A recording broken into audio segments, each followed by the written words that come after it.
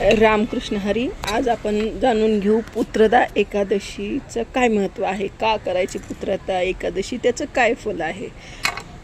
तर सर्वप्रथम पुत्रदा एकादशी कधी येते तर श्रावण महिन्याच्या शुक्ल पक्षात जी येणारी एकादश आहे तिला पुत्रदा एकादशी असे म्हणतात. ज्यांना कुणाला पुत्र प्राप्तीची इच्छा असेल त्यांनी मनोभावे ही एकादशीचं व्रत केल्यानंतर त्यांना निश्चितच पुत्रफल प्राप्ती होते. त्याविषयी एक कथा आहे ती इथे सांगते. पूर्वी कृतयुगाच्या समाप्तीच्या वेळी द्वापर युगाच्या आरंभी महिष नगरीमध्ये महिषीजित राजा नावाचा अत्यंत दानशूर, धार्मिक, शूर, कर्तव्यदक्ष असा राजा होता. तो प्रजाहितदक्ष असल्याने प्रजेचे त्यावर विलक्षण प्रेम होते. राज्यात भरपूर अन्नधान्य, प्रजा आरोग्यसंपन्न, कामधंदे, शेती यांच्यामध्ये प्रगती होती. अशा प्रकारे ग्रहसौख्य, प्रजासुख यामध्ये तो भाग्यशाली होता. राजाला सर्व सुखे सुखकारक वाटत नव्हती, कारण राजाला संतान नव्हते. निपुत्रिक मनुष्य किती श्रेष्ठ श्रीमंत असला तरी पुत्र संतान नसेल तर अभागी, पापी असे जन्मत असते. जसजसे वय वाढू लागले तसतशी राजाची चिंता वाढू लागली. संतान प्राप्तीसाठी अनेक दाने, पुण्यकर्म, यज्ञ, हवन, उपास असे उपाय केले. एके दिवशी राजाने राज्यातील विद्वान ब्राह्मण, लोकप्रतिनिधी, राज्य सभेतील मंत्रीगण यांना एकत्र बोलवले व राजा म्हणाला, प्रिय प्रजाजनो, मी आजपर्यंत जन्मात कुठलेही पाप केले नाही. माझ्या राज्याच्या कोशनगरात अन्यायाने मिळवलेले द्रव्यही नाही. मी कधीही देवताच्या मंदिरात सद्ग्रहस्थांना कष्ट देऊन अथवा ब्राह्मणांचे द्रव्य जबरदस्तीने लुटले नाही. दुसऱ्याच्या मालकीची वस्तू बलपूर्वक घेतली नाही. प्रजेवर अन्यायकारक कर लादला नाही. मी प्रजेचे पुत्रवत पालन करतो.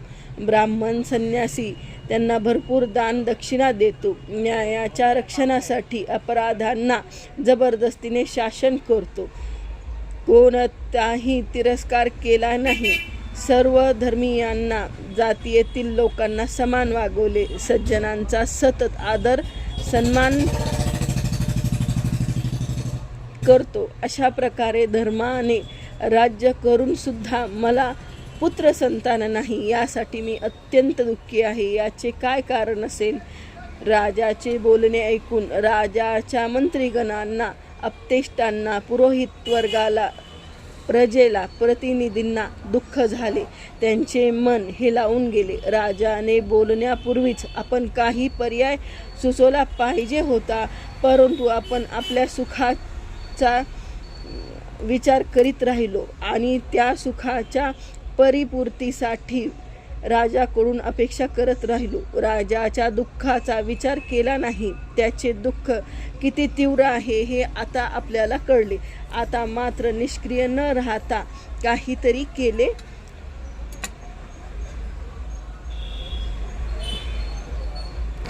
पाहिजे असा विचार करून काही प्रतिष्ठित लोकप्रतिनिधी उठून म्हणाले, महाराज, आतापर्यंत आपण आम्हा प्रजेचे आपण हितरक्षण जाऊ लोककल्याणाचे उपायाचे चिंतन करणाऱ्या साधुसंतांकडे जाऊन काही उपाययोजना करता येते का ते विचारतो. असे म्हणून राजा महिषीतीच्या समस्येवरील उपायासाठी लोकप्रतिनिधी आणि मंत्रिमंडळ मोठमोठ्या साधूच्या, मुनींच्या दर्शनाला गेले. शोधकार्य चालू असताना एका आश्रमात एका अत्यंत वयोवृद्ध, धर्मज्ञानी, मोठे तपस्वी, ईश्वर चिंतनात तल्लीन असलेले, निराहारी, जितेंद्रिय, जितात्मा, जितक्रोश, सनातन धर्मातील गूढतत्वाचे जाणकार, सर्व शास्त्राचे ज्ञाते महात्मा लोमेश ऋषींना त्यांना पाहिले आणि राजाचे शिष्यमंडळ विचारविनिमय करत फिरत आश्रमात आले. त्यांना कळले की एक कल्प व्यतीत झाल्यावर त्यांच्या अंगावरील एक रोम गळून पडतो. शरीरातील सर्व रोम गळून पडल्यावर त्यांना मृत्यू येणार. एवढे प्रदीर्घ आयुष्य लोमकोश ऋषींना ईश्वराने लोककल्याणाच्या कार्यपूर्तीसाठी दिले होते. राजाचे शिष्यमंडळ आश्रमात येतात. शिष्यांनी त्यांचे स्वागत केले, बसायला सांगितले, येण्याचे प्रयोजन विचारले. लोमश ऋषी त्यांना भेटायला आले. सर्वांनी उठून प्रणाम केला. ऋषी त्यांच्या समोर बसले आणि म्हटले, निसंकोच आपली समस्या सांगा. मी आपल्या हितासाठी जे उचित ते करीन. सर्वांना धीर आला. ते म्हणाले, महर्षी, आपण ब्रह्मदेवापेक्षा अधिक सर्वज्ञ आहात, तरी आम्ही आमची व्यथा सांगतो. महिष्मती राजा नगरीचा धर्मात्मा, राजा प्रजेचा पुत्रवत पालन करत आहे, तरी तो पुत्रहीन आहे. राजाच्या या दुःखामुळे आम्ही पण दुःखी आहोत. आपल्या दर्शनाने आमची समस्या दूर होईल असा आमचा विश्वास आहे. कृपा करून राजाला पुत्र होईल असा उपाय सांगा. हे प्रजा प्रतिनिधीचे बोलणे ऐकून लोमेश ऋषी स्तब्ध झाले. त्यांनी डोळे मिटून ध्यान लावले. राजाच्या पूर्वजन्मीचा वृत्तांत माहिती करून घेतला आणि ऋषी स्नेहपूर्वक आवाजात म्हणाले, सज्जनांनो ऐका. तुमचा राजा पूर्वीजन्मी निर्धन वैश्य होता.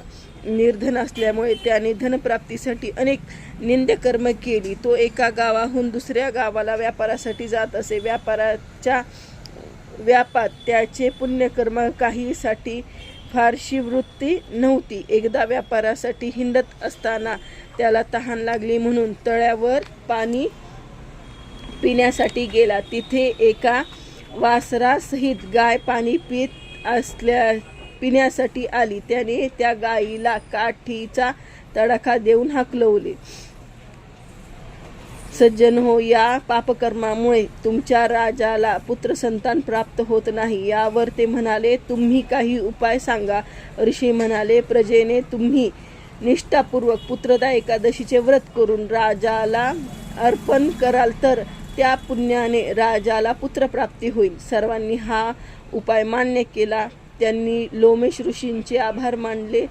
त्यांना नमस्कार करून सर्वजण महिष्मती नगरीला आले. पांडुरंग राजाला सर्व वृत्तांत सांगितला. नगरीमध्ये दवंडी देऊन सर्व प्रजेला पुत्रदा एकादशी करण्याची आज्ञा दिली. राजा, राणी, मंत्रीगण, पुरोहित वर्ग, प्रजा प्रतिनिधी, नगरीतली प्रजा सर्वांनी मिळून भक्तिभावाने विधीपूर्वक एकादशीचे व्रत केले.